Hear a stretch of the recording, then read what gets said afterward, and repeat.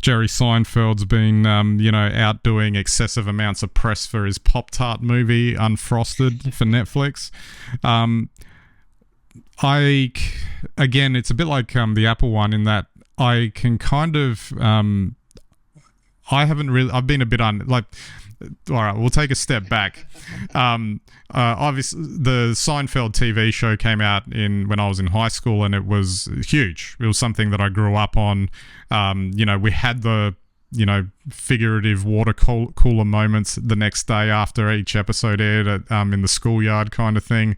I'll still watch, episodes back, and it's still as funny as what it was then. Yeah, maybe there's some dated aspects to it now, but it still has that sort of life minutia stuff, still down pat. But I feel like Seinfeld was preserved his comedy was preserved in amber at that time, because since then he's done his shtick, but I just haven't found it as funny. And as the years have gone on, and it's like he hasn't actually progressed. He didn't you could almost see, like, when you see Seinfeld the show, it's purely before the internet, and it's a character of like an 80s 90s type of setup. He could have, morphed his comedy to take advantage of things like how social media impacts lives, the internet, the phone. But he might have jokes like that, but like each time I've seen him make jokes, in recent times, I just haven't found him funny. And now, okay, he's now like stirring up the pot because he's saying that, comedians can't do their thing now because of the PC woke left culture censoring and cancelling everything. And, I know that, there's possibly like if he says those buzzwords and then automatically it'll blow up online and generate more publicity and views for his movie or whatever. And there's a bit of cynicism in me about that. But I also just think that when you think about it, at least from my perspective, maybe he's just not funny anymore. Oh, that's a bit harsh, but gets a laugh out of me nonetheless. Look, I think firstly, he's 70, isn't he? He's not young anymore, and you certainly nailed it. Seinfeld is very much a product of the 20th century, mid-80s, mid-90s. And I think actually if you watch the last few seasons of Seinfeld,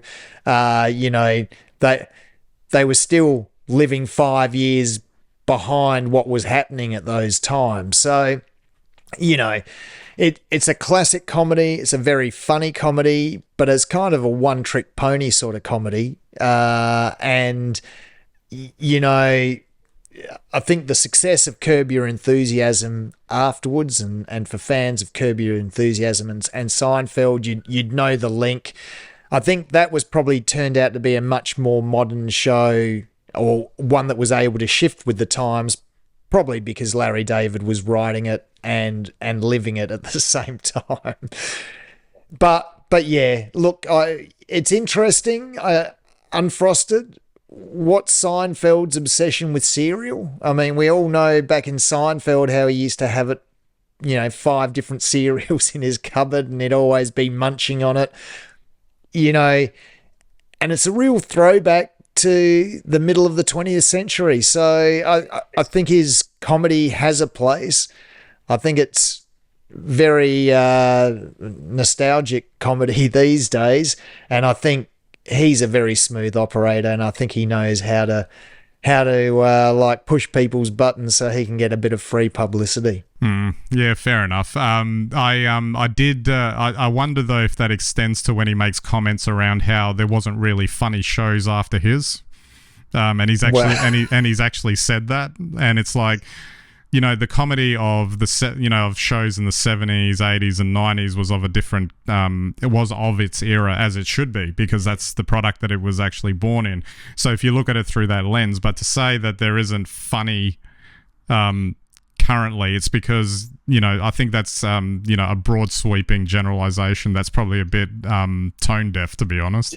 Do you think he really believes that? I mean, I remember very famously, how he's always managed to attract controversy when he needs sort of, I don't know, some visibility. And I remember famously when he called Melbourne the arse end of the world, while he was there, and somehow that managed to become controversial.